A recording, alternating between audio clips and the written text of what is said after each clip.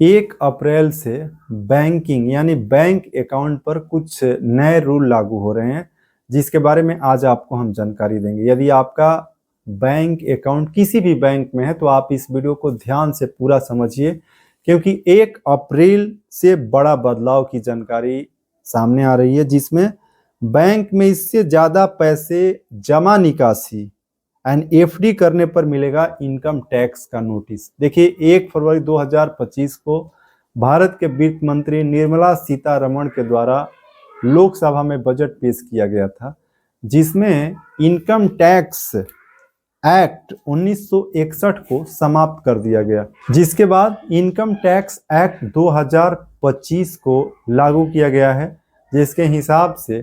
अब saving account पर कितना पैसा आपको जमा करना है, कितना पैसा आप निकासी कर सकते हैं,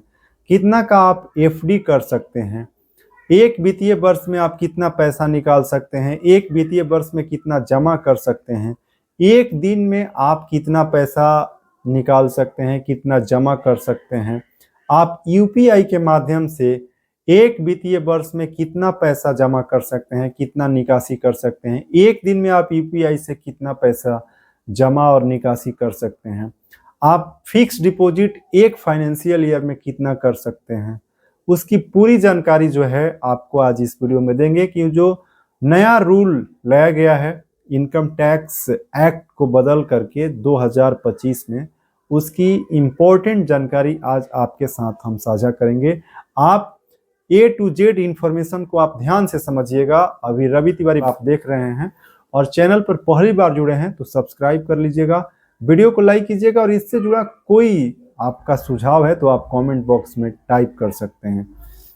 देखिए, 1 अप्रैल से बड़ा बदलाव और बैंकों में इससे ज़्यादा पैसे जमा निकासी यानी एफडी करने पर मिलेगा इनकम टैक्स का नोटिस। और इसमें देखिए, जो आपको हम जानकारी दिए कि ये जो रूल चेंज किया गया, और अब कोई भी व्यक्ति यदि अपने सेविंग अकाउंट पर ये गलती करता है तो उसको इनकम टैक्स डिपार्टमेंट का नोटिस मिलेगा। और जब नोटिस मिलेगा तो आपको हम समझा देते हैं कि मान लीजिए आप जो लिमिट है, जैसे सपोज 10 लाख रुपए आप बैंक में जमा किए और उस लिमिट को क्रॉस कर गए, तो आपके ऊपर जो है 60% का पेनाल्टी लगता है, और सरचार्ज जो है 25%,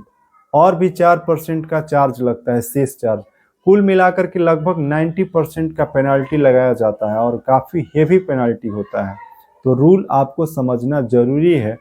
और इस तरीके से मान लीजिए कि 10 लाख रुपए पर आपसे यदि इनकम टैक्स डिपार्टमेंट नोटिस देता है,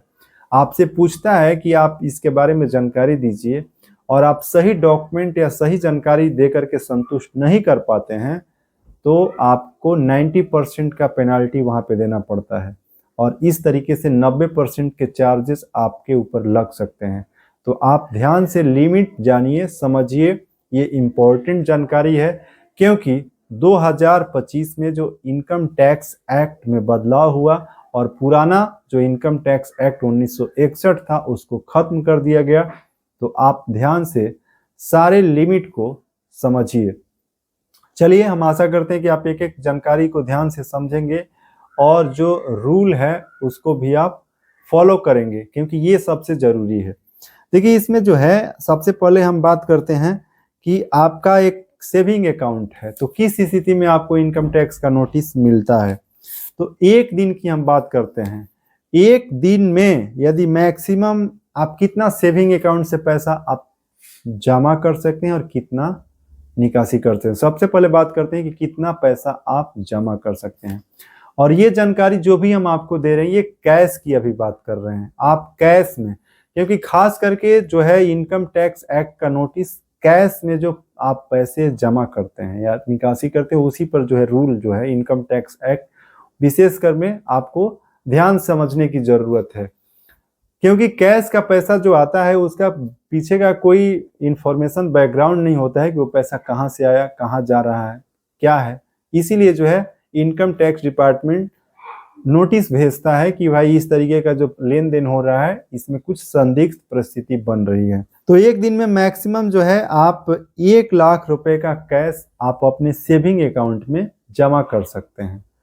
और मान लीजिए कि आप एक दिन में 1 लाख कर सकते हैं। आगे आपको बताएंगे कि अब मान लीजिए कि आप अपने सेविंग अकाउंट से 1 लाख से ज़्यादा का कैश आप जमा करते हैं, तो उस स्थिति में जो है आपको इनकम टैक्स का नोटिस कब मिलता है? जब आप बार बार 1 लाख रुपए का कैश जमा करते हैं और ये बार बार जब होता है तो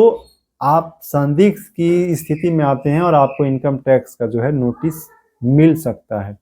और अब आपको हम बताते हैं कि आप एक दिन में मैक्सिमम कितना कैश विथड्रॉल कर सकते हैं।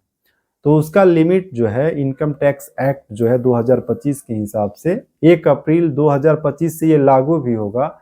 तो उस हिसाब से आप 1 लाख रुपए जो है विथड्रॉल भी कर सकते हैं कैश में। और इससे जो है जब आप ज़्यादा निकासी करते हैं, कैश में ज़्यादा निकासी करते हैं, वैसे तो रूल ही नहीं है कि आप इससे ज़्यादा निकालें, लेकिन आप किसी भी, मान लीजिए कि एक व्यक्ति के पास एक अकाउंट नहीं हो सकता है, आपको ये समझने की ज़रूरत है। आपके पास हो सकता है कि 2, 3, 4 अकाउंट हो और 4 अलग अलग अकाउंट से जब आप कैश 4 लाख रुपए एक दिन में भी निकाल सकते हैं। तो यहाँ पे आप रूल जो है इनकम टैक्स एक्ट का ये समझने की ज़रूरत है कि एक अकाउंट की हम बात नहीं कर रहे हैं, आपके पास मल्टीपल सेविंग अकाउंट है और सभी से आप ये काम कर रहे हैं, तो आपके लिए समस्या है। आप ये मत समझिए कि हम एक अकाउंट से एक ही बार में जो पैसा निकाल रहे हैं, तो ध्यान से ये समझने की जरूरत है। तो आपका विथड्रॉल का लिमिट 1 लाख ही है।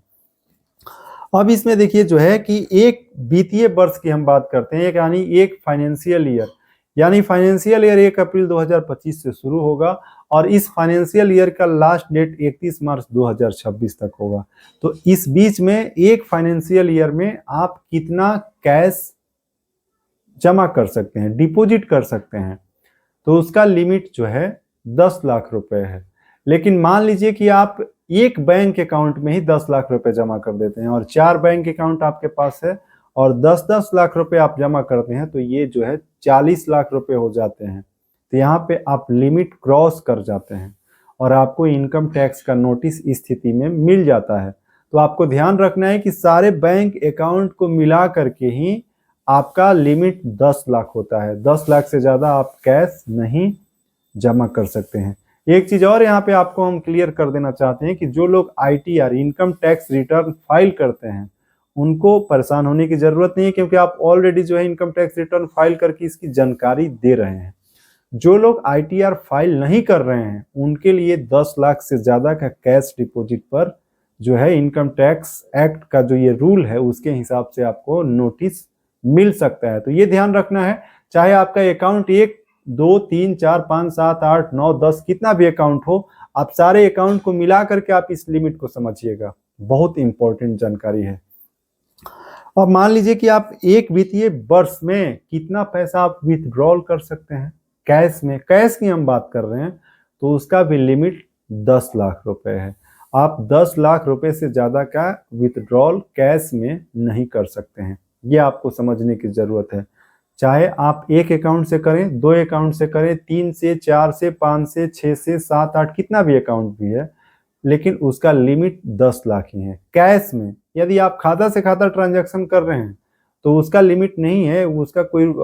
आपको समस्या नहीं है। और जो ITR फाइल कर रहे हैं तो उनके लिए तो ये रूल ही नहीं है, क्योंकि आपका जो सारा है आप इनकम टैक्स रिटर्न फाइल करते हैं तो उसमें आपका जानकारी अपडेट होता है। जो फाइल नहीं कर रहे हैं उनके लिए ये समझना बहुत इम्पोर्टेंट है।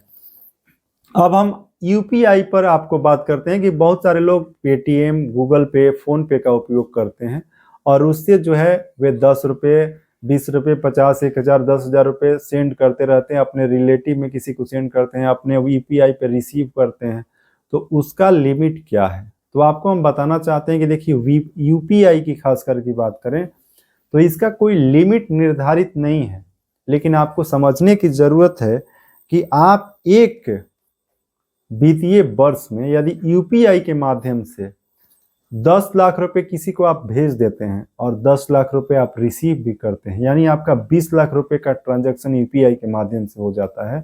तो GST की तरफ से आपको नोटिस मिल सकता है। क्योंकि GST का रूल है कि 10 लाख से ज़्यादा जब आप UPI के माध्यम से ट्रांजैक्शन करते हैं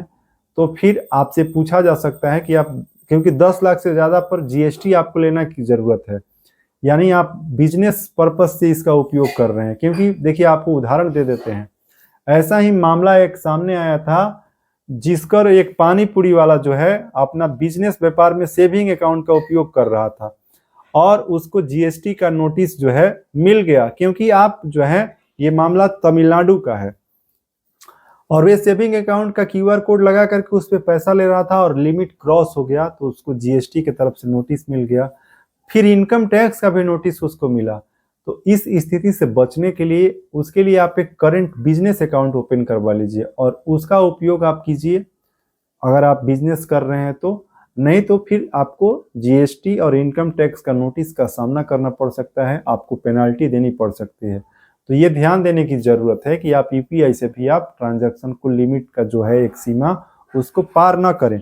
और अब आपको हम बात करते हैं कि मान लीजिए कि एक वित्तीय वर्ष में आप कितने रुपए का एफडी डिपॉजिट कर सकते हैं या फिर बनवा सकते हैं। तो इसकी भी लिमिट जो है देखिए एक वित्तीय वर्ष में जो है आपको हम बताते हैं। देखिए जैसे आपको एक चीज और समझने की जरूरत है कि आप एक वित्तीय वर्ष में यदि कैश में आप एफडी करते हैं तो उसका लिमिट जो है 10 लाख रुपए है, यानी 10 लाख रुपए आप कैश में जो है डिपॉजिट कर सकते हैं फिक्स डिपॉजिट के लिए। और आप अपने खाते से यदि करते हैं तो उसका कोई लिमिट नहीं है, जैसे आपके खाते में पैसा है और उसके माध्यम से आप एफडी कर रहे हैं, ये कैश की हम बात कर रहे हैं एक वित्तीय वर्ष में, यानी एक फाइनेंशियल ईयर में अलग अलग बैंकों में आप एफडी कर रहे हैं, अलग अलग प्लेटफॉर्म पर कर रहे हैं, तो उसकी लिमिट जो है 10 लाख रुपए है। और एक इम्पॉर्टेंट और आपको हम जानकारी देने चाहते हैं कि देखिए एक दिन की जो लिमिट हम आपको बताए उसमें सीनियर सिटीजन के लिए कुछ रूल जो है अलग है, और 1 लाख रुपए जो है आपको हम बताए ये रूल पुराना था। अब जो 2025 में नया रूल आया है उसके हिसाब से 2.5 लाख रुपए आप एक दिन में कैश में डिपॉजिट कर सकते हैं और 2.5 लाख रुपए एक दिन में आप विथड्रॉल भी कर सकते हैं। पहले जो था 1 लाख रुपए था, और सीनियर सिटीजन के लिए जो है ये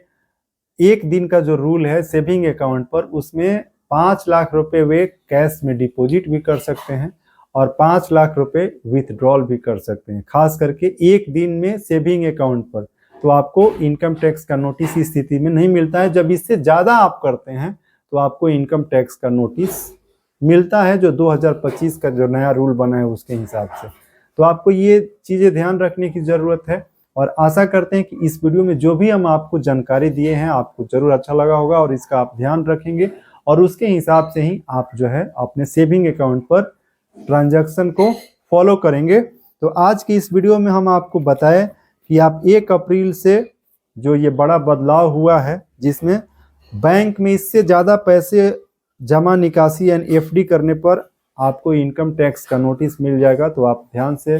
इसको फॉलो करें और आप समझ गए होंगे। अभी आप रवि तिवारी नल देख रहे थे, तो चैनल पर आप पहली बार जुड़े हैं तो सब्सक्राइब कर लीजिए, वीडियो को लाइक कीजिए और इससे जुड़ा कोई सवाल है तो आप या सुझाव है तो कमेंट बॉक्स में टाइप कीजिए। इस वीडियो में बस इतना ही। जय हिंद।